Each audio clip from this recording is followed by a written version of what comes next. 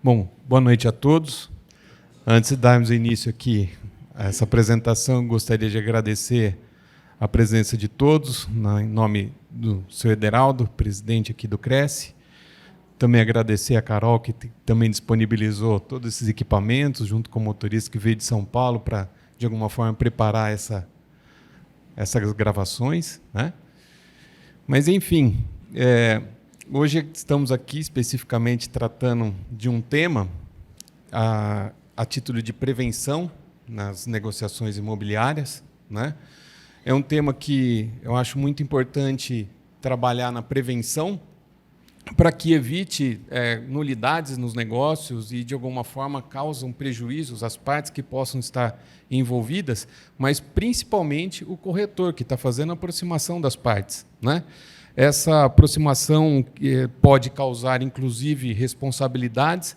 Então, vocês aqui, procurando essas informações que serão compartilhadas aqui com vocês, nós teremos muito bem evitar que, de alguma forma, cause prejuízo às partes envolvidas, principalmente vocês, que são os responsáveis pela intermediação. Tá? Eu vou pular a apresentação, porque eu já também agradeço mais uma vez o Ederaldo, ele já apresentou o currículo, então eu aqui vou ultrapassar esse pedaço, tá bem? Tratando especificamente sobre os direitos e obrigações, tá? Vocês, como corretores de imóveis, têm o direito de exercer a profissão e aqui delegado por intermédio da lei específica, né, do Cresce, é uma lei que tem desde 1978 e também com seu regulamento com decreto, e ali vocês têm o direito de exercer a profissão de corretor de imóvel de intermediação imobiliária, né? Mas, como todo o direito, geram as obrigações. E as obrigações, eu gostaria que também destacasse a parte mais importante, mais especificamente nesse itemzinho aqui embaixo, tá? Zelar pela sua competência exclusiva na orientação técnica do negócio, reservando ao cliente a decisão do que lhe interessar pessoalmente. Pois bem, dentre as obrigações, de acordo com o Código de Ética Profissional dos Corretores de Imóveis, eu gostaria que vocês entendessem da responsabilidade que isso pode gerar nas negociações. Tá? Vocês, de alguma forma, pensando na prevenção, com essas condições, vocês estariam evitando que, de alguma forma, causasse alguns problemas. Tá? E, consequentemente, estão aí as sanções. Tá? As sanções disciplinares, que possam, de alguma forma, sofrer aqui por intermédio do próprio órgão. Também as ações cíveis, que seriam as indenizações cíveis, que possa, de alguma forma, ser responsabilizado por indenização que possa ter causado pela má prestação de serviço, e até mesmo as ações criminais. Tá? Então, como eu disse, os direitos geram obrigações e, consequentemente, as sanções que vocês possam, de alguma forma, sofrer. Então, por isso que eu acho importante, tá? Antes da gente tratar especificamente das prevenções, fazer esses apontamentos. Tá? Enfim, os cuidados para a intermediação nos negócios. O que é importante vocês entenderem, tá? Entender especificamente. Antes de intermediar um imóvel, é necessário verificar o quê? Que pertence a quem apresenta como dono. Vocês verificarem quem efetivamente é o dono do imóvel. Tá? Que o dono é moral e financeiramente idôneo, ou seja, a pessoa que está, de alguma forma, oferecendo um produto para que vocês possam intermediar, a pessoa está, de alguma forma, agindo moralmente e ela tem condições financeiras, de alguma forma, de se dispor desse patrimônio para que não possa nenhuma responsabilidade civil depois, e que o negócio não é viciado ou nulo. E como que vocês vão conseguir evitar que isso aconteça? Como que vocês vão se prevenir para que o cliente não sofra essas consequências? Tá? Lógico que aí sim vem toda a questão que vocês sabem, tratando especificamente do levantamento das certidões, as certidões especificamente do imóvel, que vocês estão, de alguma forma, usando como produto, e também na pessoa do vendedor, o vendedor que vocês estão, de alguma forma, representando e, de alguma forma, apresentando esse imóvel para pretensos adquirentes. Tá? Então, tanto da pessoa natural, né, quanto da pessoa jurídica, porque hoje a empresa também pode ser proprietário de um imóvel. Então, isso é muito importante, vocês fazerem esse levantamento e entender que as certidões têm que ser tanto do imóvel quanto da pessoa natural ou pessoa jurídica. Agora, eu não vou tratar aqui especificamente, detalhadamente, de todas as certidões, senão a gente vai passar praticamente não sei quantas horas tratando desse assunto, né? Eu quero, de alguma forma, destacar especificamente cada uma, algumas certidões mais relevantes, tá? Dessas relevâncias que vocês possam, de alguma forma, ser representada para vocês entenderem a razão de que tem a necessidade de levantar essa certidão. Eu acho que o mais importante não basta simplesmente vocês buscarem essa informação e ver lá certidão negativa, certidão positiva e por que positiva, se efetivamente há possibilidade ou não de intermediar o negócio. O que eu acho que o mais importante é vocês conseguirem entender e interpretar por que é a necessidade de fazer o uso da certidão negativa. Tá? E aí, apresentando para vocês as certidões mais relevantes que eu entendo que possa, de alguma forma, prevenir as negociações, de alguma forma causar as nulidades ou, de alguma forma, evitar que o negócio não sofra as consequências. Com relação à certidão da matrícula do imóvel, o que é importante vocês conseguirem entender em cada um deles? Se o imóvel está devidamente regularizado. Por que o imóvel regularizado? Aqui em Marília, por exemplo, existem loteamentos clandestinos e existem loteamentos irregulares. É importante vocês terem a certidão na matrícula do imóvel individualizada, sabendo se aquele imóvel ele está em condições de ser comercializado. Então, não adianta vocês terem lá uma matrícula de uma gleba de terras se ela, de alguma forma, não estiver individualizada daquela fração, se daquele pedaço, se aquela gleba de terras com a sua fração ideal ou com o seu parcelamento feito, ele tenha condições de ser comercializado. Então, é muito importante, na certidão, vocês verificarem se ele está regularizado. Com relação ao imóvel, ele foi efetivamente prometido por uma terceira pessoa. Geralmente, faça-se um compromisso de venda e compra para depois cumprir com as obrigações de ambas as partes e depois desses compromissos efetivados, que assim é se lavrada a escritura pública. Então, antes de cumprir com as obrigações contratuais entre as partes, o comprador, por exemplo, ele pode se prevenir durante esse período em que ele está pagando as parcelas, fazer a averbação do contrato na matrícula do imóvel. Então, ali, às vezes, aparece na matrícula do imóvel se esse imóvel foi prometido já. Tá?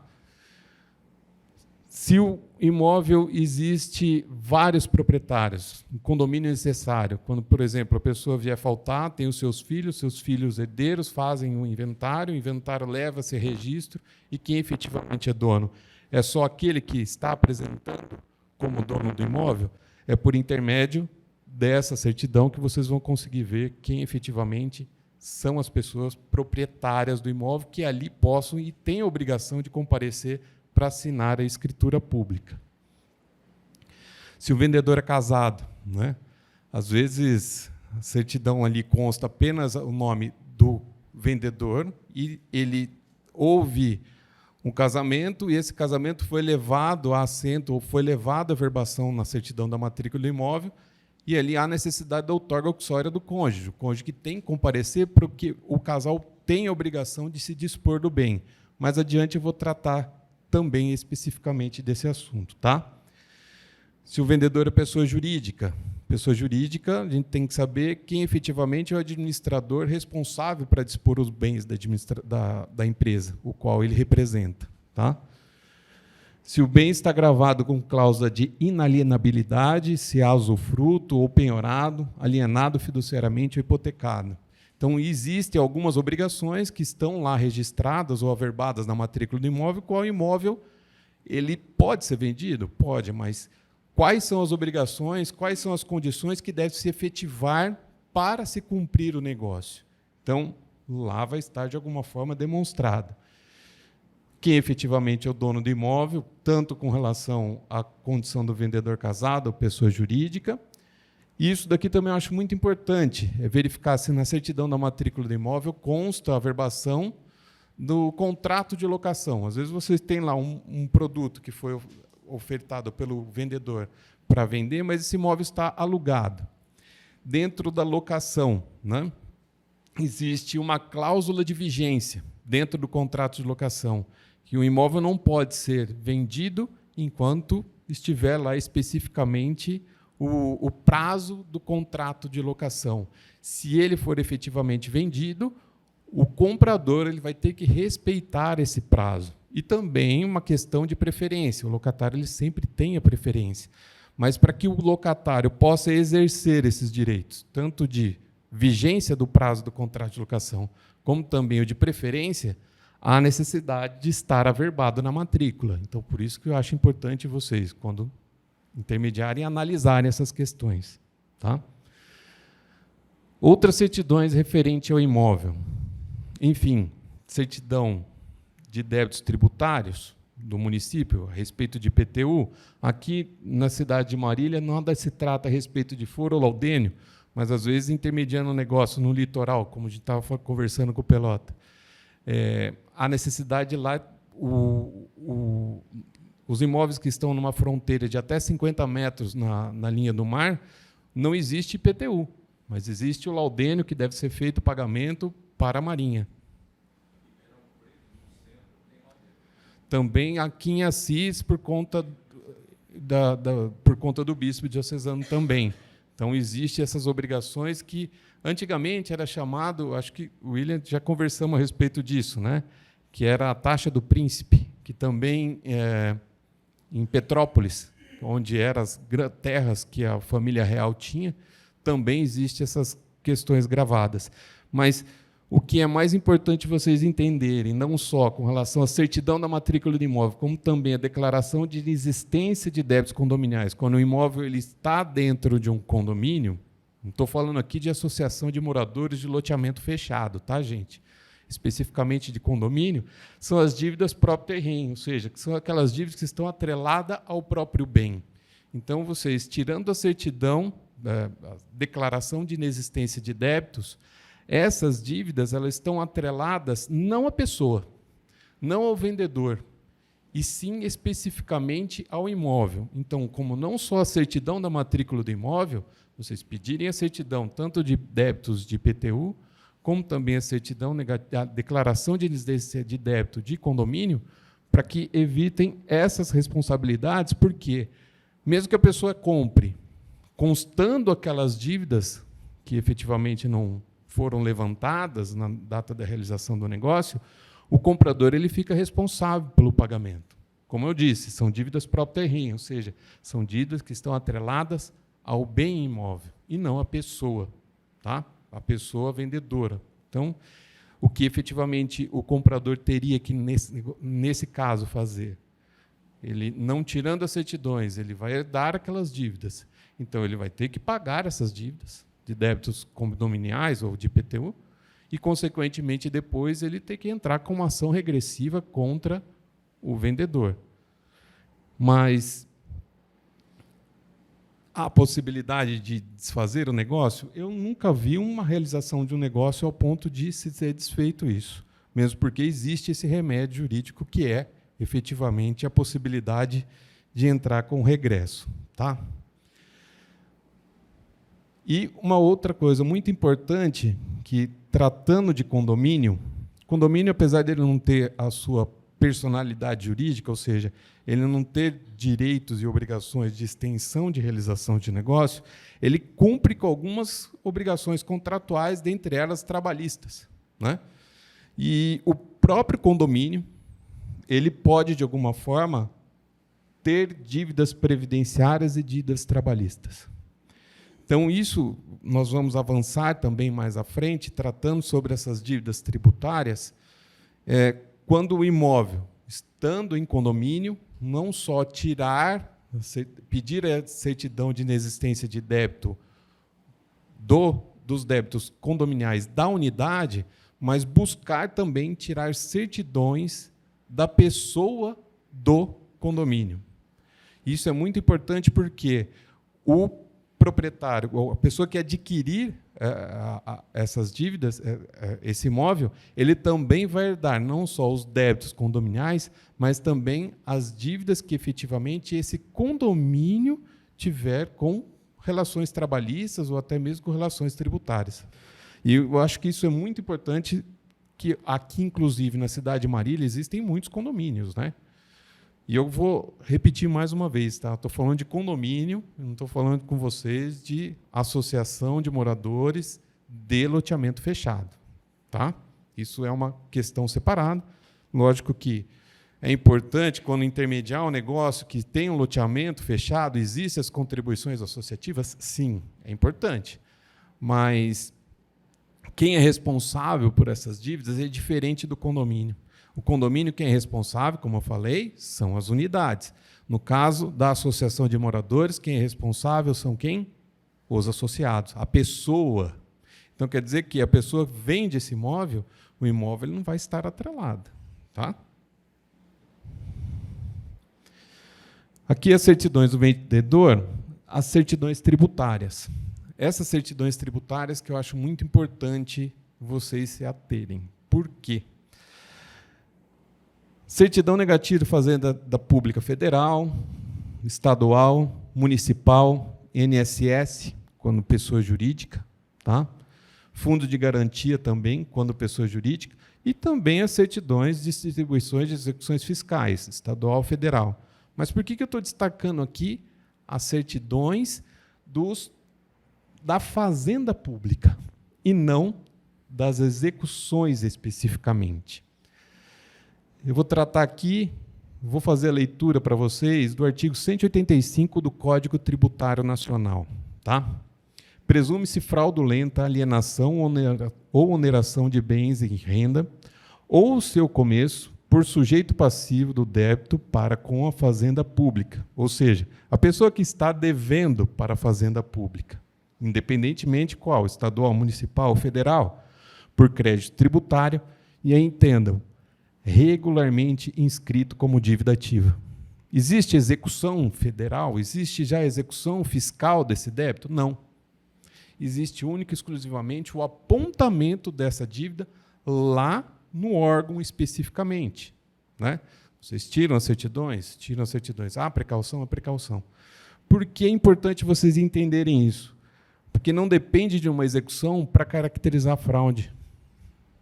Inclusive, houveram decisões recentes, né, do nosso Tribunal de Justiça que trata de que a inaplicabilidade da súmula 375 do Superior Tribunal de Justiça.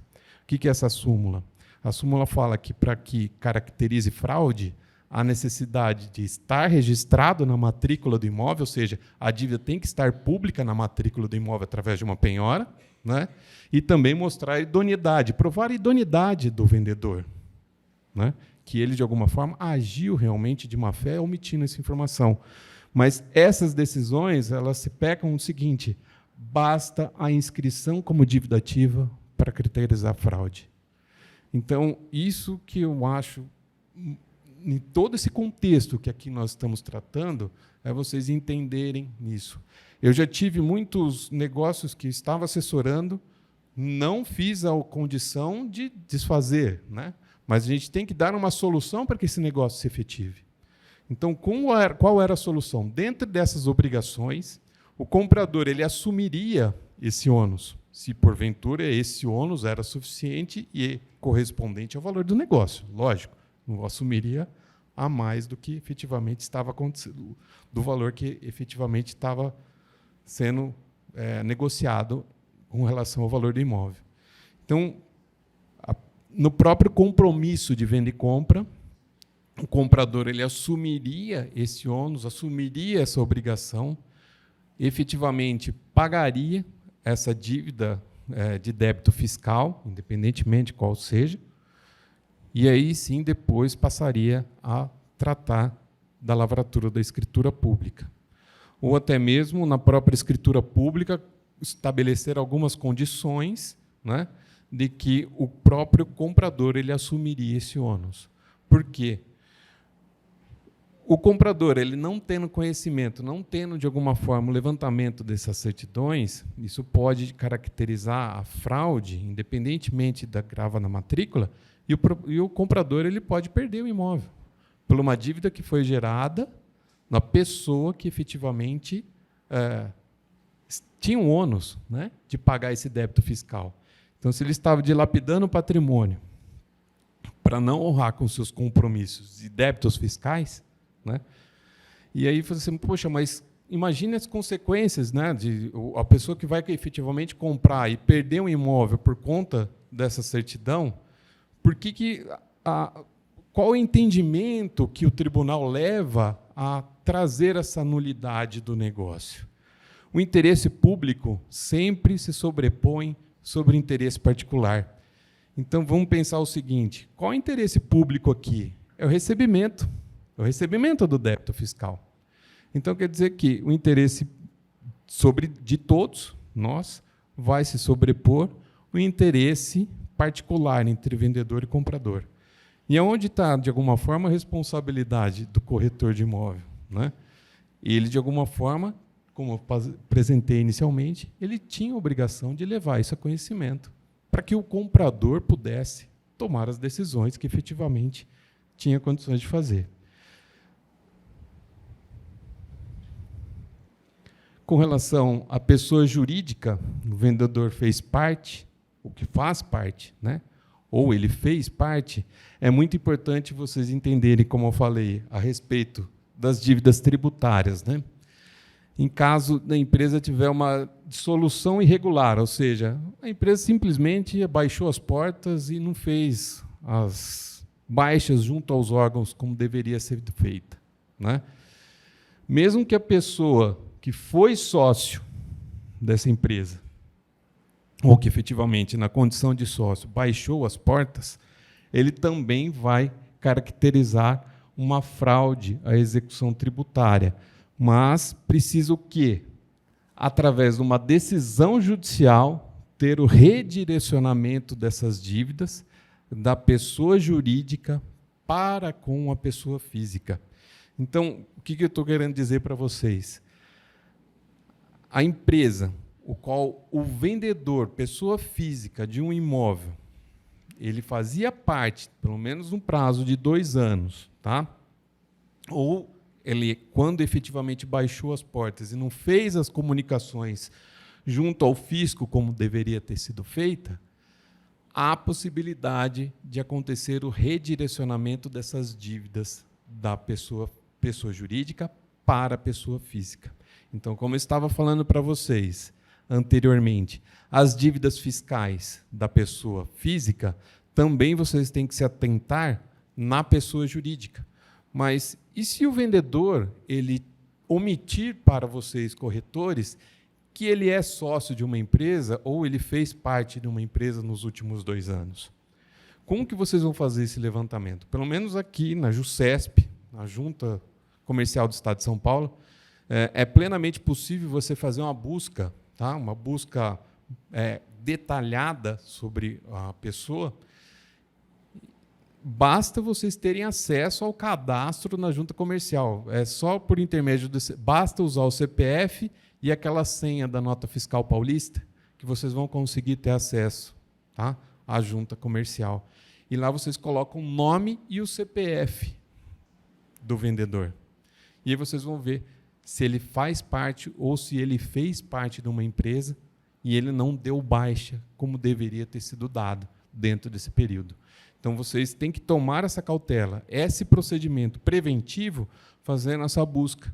Mesmo que o vendedor vai adiantar o vendedor assinar uma declaração para vocês de que ele realmente não tem uma empresa, gente, Se a pessoa não tiver moral, ou seja, se não estiver agindo de boa fé, para que de alguma forma queira se dilapidar do patrimônio, para não ter que responder pelas dívidas, ele pode assinar essa declaração que não vai ter validade nenhuma para depois viabilizar. Como eu disse, o interesse público vai sempre se prevalecer sobre o interesse particular.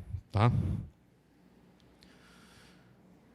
E também as certidões trabalhistas.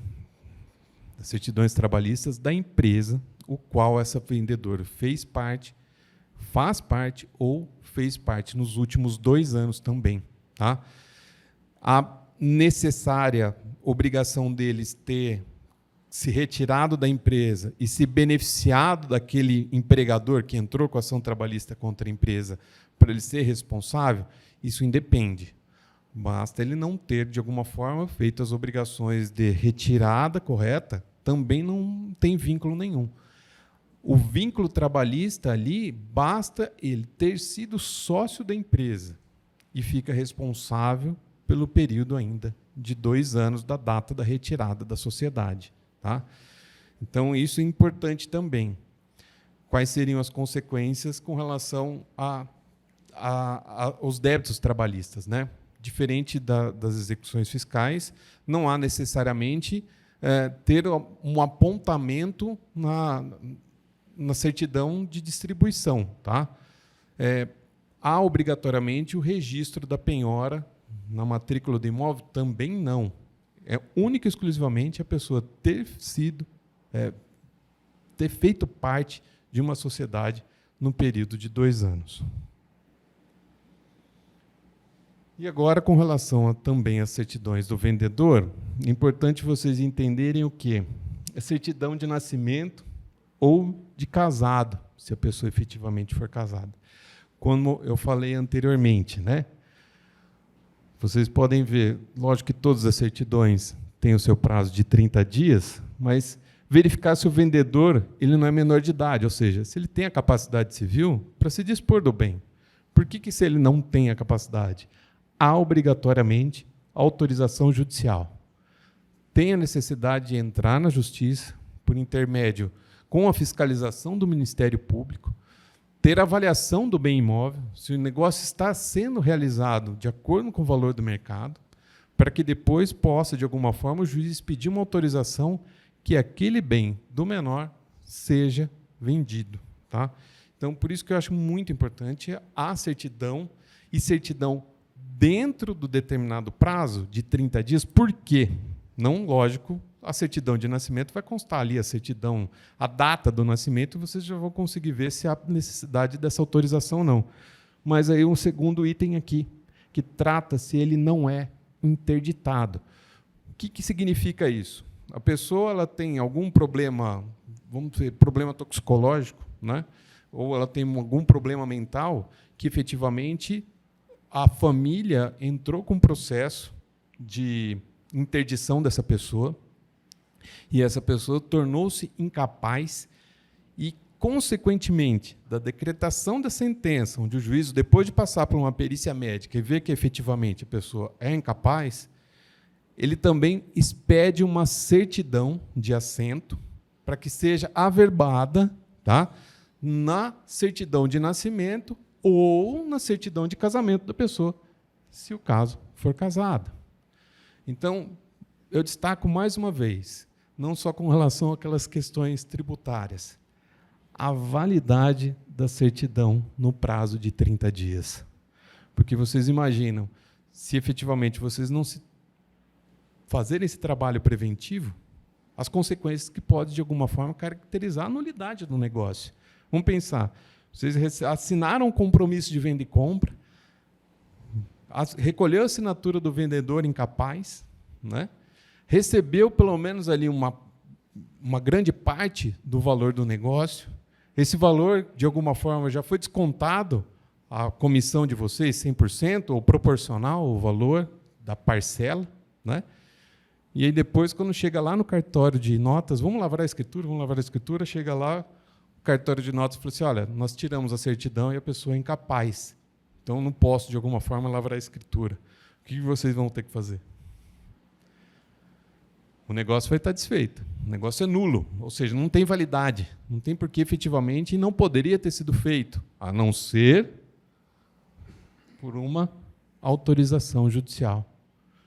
Então, aí há necessidade de buscar o Poder Judiciário para fomentar o procedimento de levantamento da autorização judicial para se efetivar um negócio. E aí a pessoa pode, de alguma forma, o comprador ele pode desistir do negócio, porque, queira ou não, o negócio é nulo. Ele não vai, de alguma forma, avançar mais com o negócio com relação a essas obrigações que deveriam ter sido feitas e apresentadas na data da realização do negócio por vocês, que efetivamente intermediaram o negócio. Tá? Verificar se o vendedor não é casado. Então, vamos pensar o seguinte. A pessoa comprou um imóvel quando era solteiro. E, nesse período, ele não fez a averbação da certidão de casamento. Então, você tira a certidão da matrícula do imóvel, está lá o nome da pessoa que está vendendo o imóvel, solteiro. Mas, só que, de fato, a pessoa é casada. Ele falou assim, não, pode tirar lá uma certidão de nascimento, eu nasci lá na cidade de Garça, você pode ir lá tirar uma certidão. Se você tirar uma certidão de nascimento, vai constar nessa certidão de nascimento uma averbação de que a pessoa é casada. Então, quer dizer que vocês vão ver que a pessoa já está agindo de má fé. Por quê? Porque ele está locupletando, ou de alguma forma omitindo informações e que ele está transacionando um negócio para não ter que passar o dinheiro para quem? Para a esposa, que é dona dos 50% do imóvel. Né? Então, é por isso que eu falei inicialmente, é ver se a pessoa tem a moral de efetivamente estar transacionando, fazendo um negócio. Né? A lei exige a assinatura do cônjuge. Tá? Só tem uma exceção, quando as pessoas, o casal, eles são casados pelo regime da separação absoluta dos bens. Tá? Então, aí não existe a necessidade e a única exceção que a lei determina. E a certidão da JUSESP ou cópia do contrato constitutivo da sociedade. Por que isso? A pessoa jurídica, dona do imóvel, chega o sócio da empresa, ele está vendendo um imóvel. O que é importante vocês verificarem?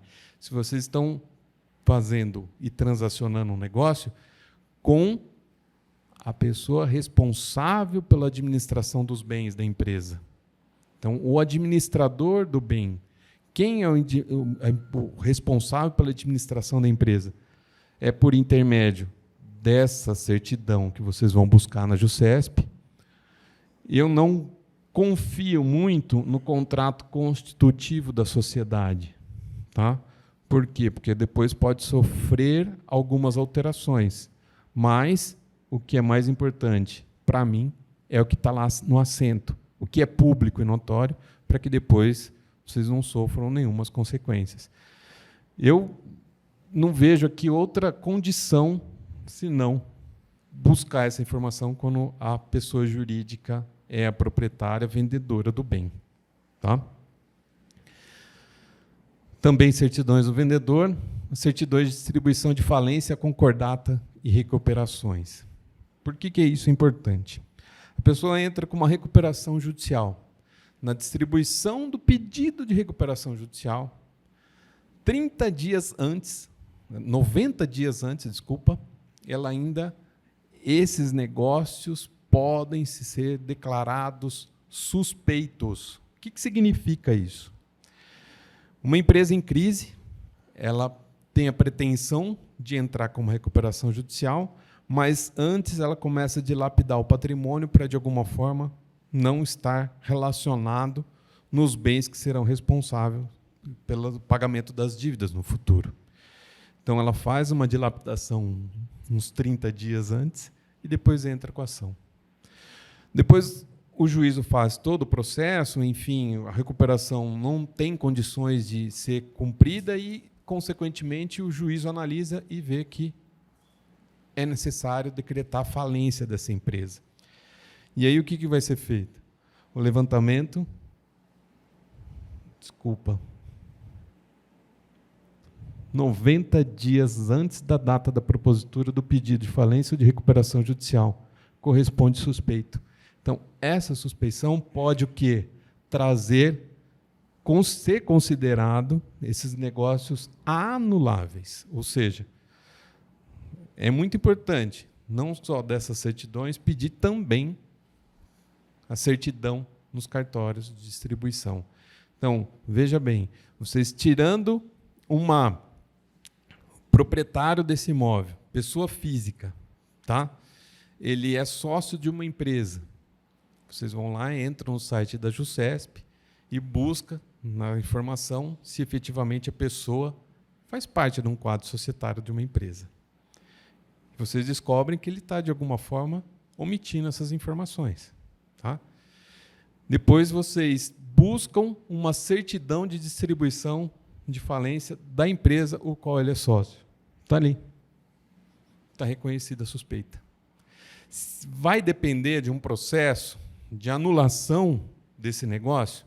Vai depender. Mas o que é mais importante é vocês se prevenirem.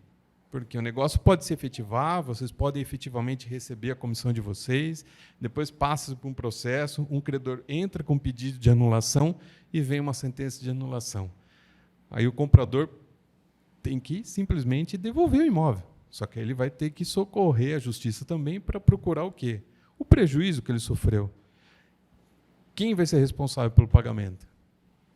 Lógico, o vendedor. Se ele vai ter condições de pagar por essas dívidas, eu não sei. Mas também tem a parcela da comissão de vocês. Né? Então, acho que é muito importante essas precauções. Também com relação à certidão do vendedor, comprando imóvel através de um representante legal. O que significa isso? Eu estou viajando e deixo uma procuração para o Geraldo. Para o Geraldo intermediar o negócio para mim.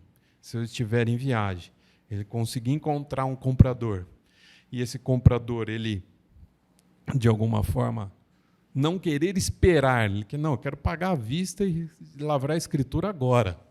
A procuração está aqui com o Geraldo. Mas chega, assina a procuração, recebo, assina a escritura pública de venda e compra, o Geraldo recebe o recurso, só que o Geraldo pensa, vou pegar mais nessa parte aqui, não vou passar nada para o Luiz Henrique, eu vou para o outro lado do mundo aqui também, vou viajar e vou encontrar ele. Nesse meio tempo eu chego e falei, cadê? O negócio foi vendido e a pessoa, de alguma forma, não efetuou o pagamento. Temos que fazer o quê? Dentro de 180 dias, há possibilidade de eu pedir anulação desse negócio e reaver o bem. Então, como que vocês, na condição de corretores, vão evitar isso? Certidão da escritura pública de procuração. Primeira coisa, é verificar se a procuração ela não foi revogada antes da realização do negócio. Agora, se efetivamente não existe uma certidão em nome da pessoa, o qual foi outorgada a procuração, ou seja, o representante legal, não tem uma ação entre o outorgante e o outorgado, né?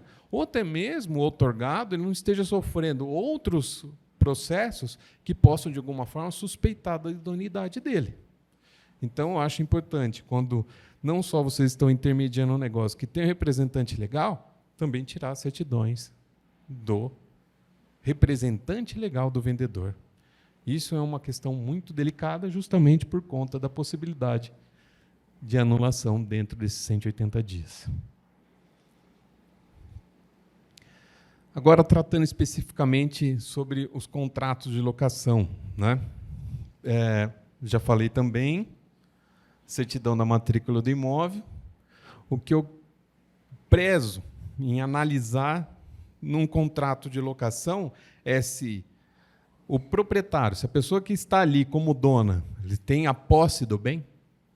Porque, às vezes, tem lá um compromisso de venda e compra, esse compromisso de venda e compra ainda está no nome do vendedor, tá? Mas, no próprio contrato de venda e compra, já foi o quê? Transferida a posse. Então, se efetivamente foi transferida a posse, é importante vocês analisarem a certidão da matrícula do imóvel, se essa certidão consta o quê? Lá, o compromisso de venda e compra verbado. Se não houver, exigir do vendedor esse documento para que possa se efetivar. Tá? E, lógico, às vezes a escritura pública não foi levada a registro ainda, né? Lá foi transmitida a posse para que o locador possa, de alguma forma, assinar o contrato e também transferir, receber rendimentos de aluguel desse bem que efetivamente estava na posse e domínio dele. Também a certidão de nascimento do proprietário, se casado for. Tá? Também acho muito importante essa certidão, tá? Certidão de nascimento da pessoa. Mesmo porque as mesmas razões que já havia discutido com vocês com relação à venda, também vê se o proprietário do imóvel ele tem a capacidade civil de assinar o contrato de locação. Né? Você imagina, se lá transmite a posse para a pessoa começa a pagar aluguel, depois vem um familiar dele e fala, não, ele não tinha nem a capacidade de assinar esse contrato. Ele não tinha condições de fazer esse negócio. E aí o curador dessa pessoa, a pessoa responsável pela curatela dela, pode entrar com o processo e pedir o despejo do locatário. Tá? E aí também otorga o sucório do cônjuge, ou seja, o cônjuge tem que consentir com o contrato de locação? Só uma questão, só um requisito que existe lá na lei do inquilinato. Prazo superior a 10 anos. Igual ou superior a 10 anos. Tá? Então, vamos pensar, um imóvel lá de um casal, eles vão alugar esse imóvel para um posto de gasolina, que são os contratos que têm mais de igual ou mais 10 anos. Vocês se precaveram em tirar a certidão de casamento ou de nascimento da pessoa para verificar se a pessoa é lá casada, ela tem condições de assinar o contrato de locação e, obrigatoriamente, a assinatura do cônjuge? Se vocês, de alguma forma, se precaverem, há a possibilidade, depois do cônjuge não consentir com um prazo tão longo, entrar com o pedido de anulação também. Tá? E também a certidão da JUSESP, como eu falei para vocês, o sócio administrador da empresa, ele é responsável pela locação, ele é o responsável pelos bens da empresa, o qual tem a capacidade de assinar esses contratos de locação. Não basta a assinatura de um sócio, tem que ser do sócio administrador da empresa. Tá bem? Certidão do fiador. Também acho muito importante analisar se ele é capaz, de alguma forma, assumir dívidas do locatário, né? Ele ficar responsável por um pagamento de uma dívida do locatário, se o locatário não honrar com os seus compromissos, se porventura ele for lá incapacitado, ou se ele for menor de idade, ele não vai poder responder, não vai ter condições de depois, se o locatário se tornar inadimplente, vocês procurarem a justiça, depois vem ele contrata um advogado e fala assim, olha, quando eu assinei esse contrato eu era incapaz. Eu não posso, de alguma forma, assumir esse compromisso. Pode se anular e vocês não conseguir recuperar esse crédito por intermédio dessa modalidade de garantia, que é o fiador. Mesma coisa também com relação ao outorga uxória do cônjuge.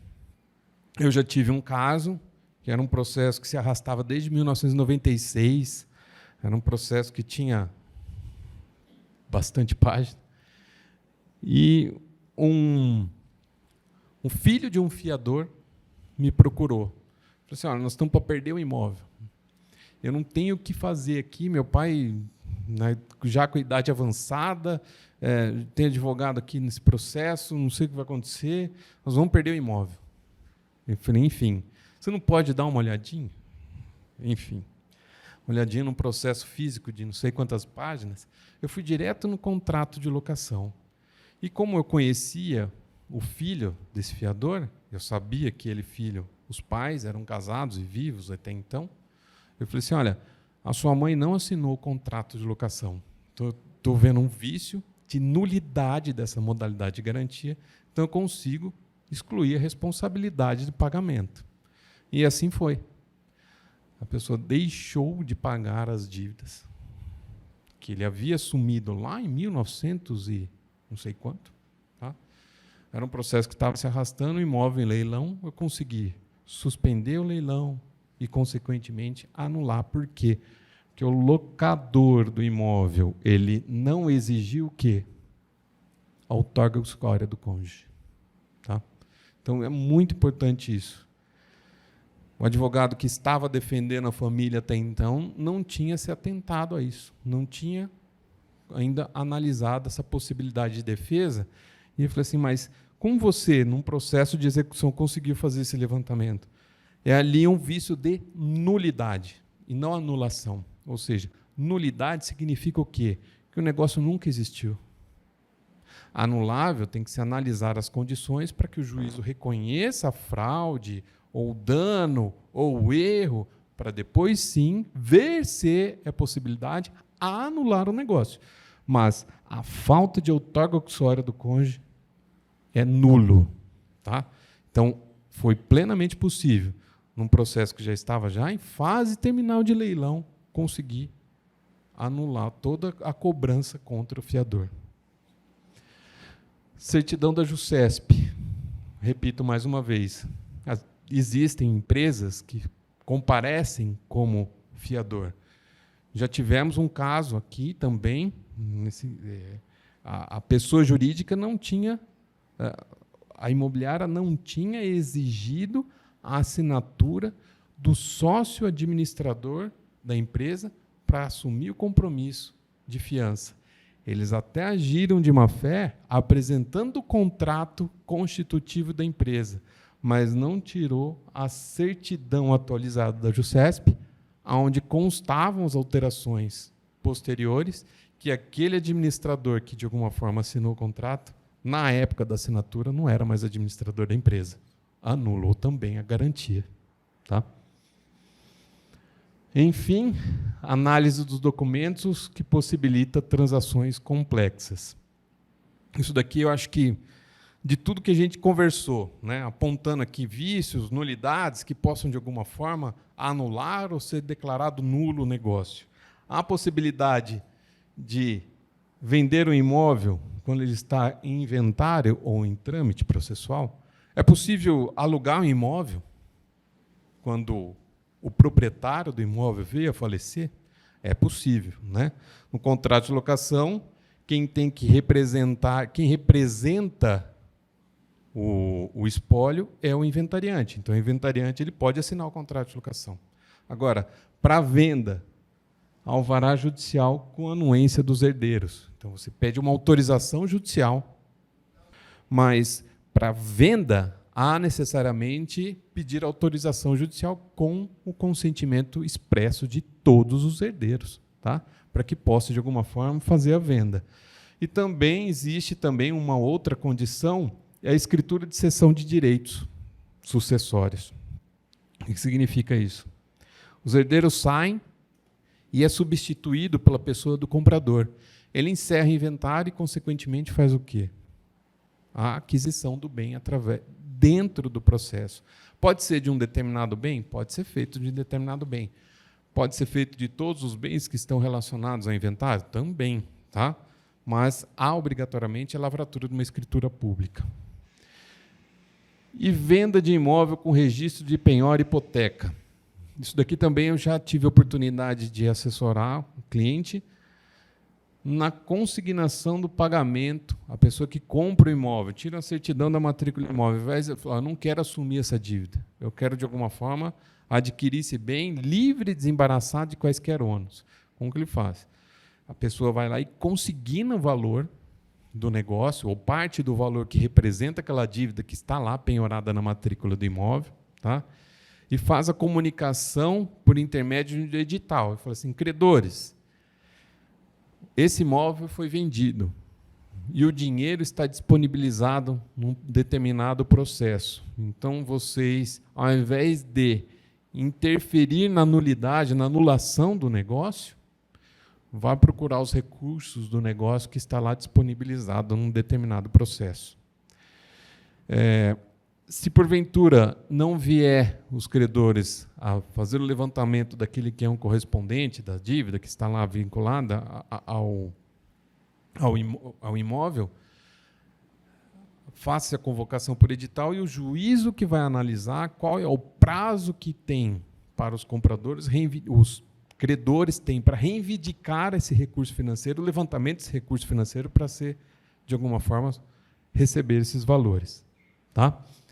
E também a possibilidade, como já falei, da pessoa compradora ela fazer a menção na escritura pública de venda e compra a assunção dos riscos. Né? Ela assume, né, compra o imóvel e assume a dívida que está ali, averbada e registrada na matrícula do imóvel. Tá? E eu acho que é isso. Eu agradeço mais uma vez a atenção de todos vocês. Muito obrigado, Luiz Henrique. Eu vou pedir para que todos viessem aqui à frente para a gente fazer uma foto em conjunto com ele aqui.